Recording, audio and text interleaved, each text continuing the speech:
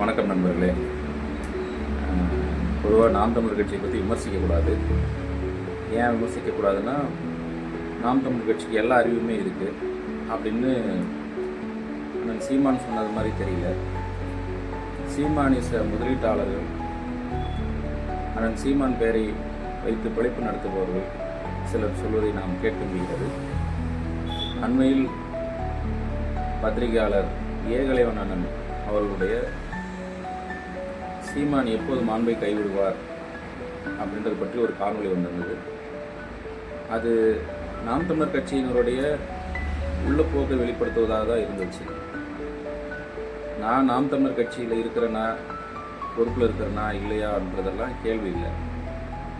ஒரு நாம் தமிழர் கட்சிக்கு வாக்கு செலுத்தியிருக்கேன் அப்படிங்கிற முறையில் ஒரு தமிழ் தேசியத்தின் தேர்தல் பாதையில் இருக்கக்கூடிய நாம் தமிழர் கட்சியின் செயல்பாடுகளை விமர்சிக்கும் உரிமை அந்த கட்சிக்கு வாக்கு செலுத்திய அனைவருக்கும் இருக்கிறது அப்படின்னு நம்புகிறேன்.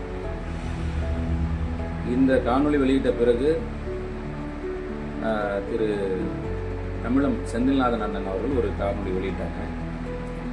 அது நாம் தமிழர் கட்சியை விமர்சிக்கதே தவறு என்பது போலவும், அண்ணன் சீமான் கடந்து வந்த பாதையில் இவர்களின் பங்கு எத்தகையது என்ற கேள்வியும் எழுப்புகிறார். பத்திரிகையாளர் ஏகலைவன் அண்ணனுடைய தமிழ் தேசிய தளத்தில் அவருடைய கருத்துக்கள் எந்த அளவுக்கு வலிமையாக ஒலித்து கொண்டிருக்கிறதுன்னு உலக தமிழர்களுக்கு தெரியும். இதில் குறிப்பாக பொதுவாக நாம் தமிழ் கட்சியை சாராதவங்க, தமிழ் தேசத்தின் வெறுப்பு இருக்கிறவங்க வைக்கக்கூடிய குற்றச்சாட்டு எல்லாமே, விமர்சனத்தை எல்லாமே திரு ஏகலைவன் அண்ணன் வச்சது போல ஒரு தோற்றத்தை உருவாக்க முயற்சிக்கிறாங்க. அது ரொம்ப தவறானது.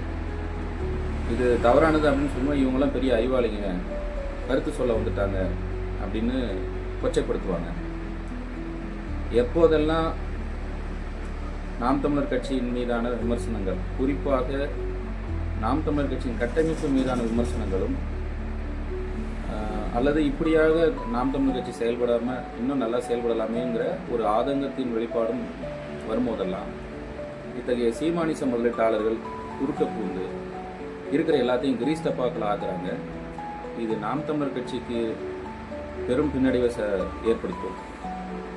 இது தமிழ் தேசியத்துக்கு பாதிப்பு ஏற்படுத்துமானா இல்லை. ஏன்னா நாம் தமிழர் கட்சின்றது தற்காலத்தில் தமிழ் தேசியத்தினுடைய தேர்தல் முகமாக இருக்கிறது.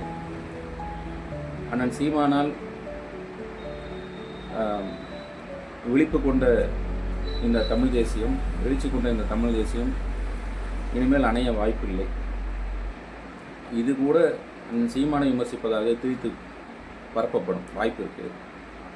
கட்டமைப்புகளை சரி செய்யாமல் நீங்கள் எவ்வளோ பெரிய வீரராகவும் சூராக இருந்தாலும் கூட தேர்தல் பாதையில் வெற்றியை பெற முடியாது. இது எங்களை விட உங்களுக்கு எல்லாருக்கும் நல்லாவே தெரியும். அதுவும் குறிப்பாக கட்டமைப்பு குழுவில் இருக்கிற அண்ணன் தமிழம் செந்தமிழ்நாதன் அண்ணனுக்கு நல்லாவே தெரியும். இருந்தும் ஆதரவு சக்திகளாக இருப்பவர் எல்லாருமே இது மாதிரி கொச்சைப்படுத்தி கேவலப்படுத்தி விமர்சனமே செய்யக்கூடாதுன்ற நிலையில் நகர்த்தும் போது நமக்கு புரிய வர்றது ஒன்று தான், நினைவுக்கு வர்றது ஒன்று தான். இடிப்பாரே இல்லாத ஏமாறா மன்னன்னு ஒரு குறள் இருக்குது. மெய்யியல் தளத்தில் நிறைய ஆய்வுகளை மேற்கொள்ளக்கூடிய தமிழம் செந்தில்நாதன் அண்ணன் அதை கவனத்தில் எடுத்துக்கணும். இது ஏதோ உங்களுக்கு அறிவுரை அப்படிலாம் ஒன்றும் கிடையாது. நாம் தமிழர் கட்சியில் இருக்கிறவங்க எல்லாரும் முட்டாளும் கிடையாது. தமிழ் தேசத்துக்கு வாக்களித்தவங்களும் அதை விமர்சிக்கிறவங்களும் முட்டாள்னு அப்படின்னு வச்சுக்கிட்டிங்கன்னா 19 லட்சம் பேரும் முட்டாள்னு நீங்கள் சொல்கிறதா அர்த்தம். இப்படியாக ஒரு இயக்கத்தை நடத்துகிறதோ, அரசியல் கட்சியை நகர்த்தி கொண்டு போகணுங்கிற எண்ணமோ மிக தவறான போக்கில் கொண்டு போய் முடியும். இது யாருக்கும் எச்சரிக்கை இல்லை, வேண்டுகோள். நன்றி.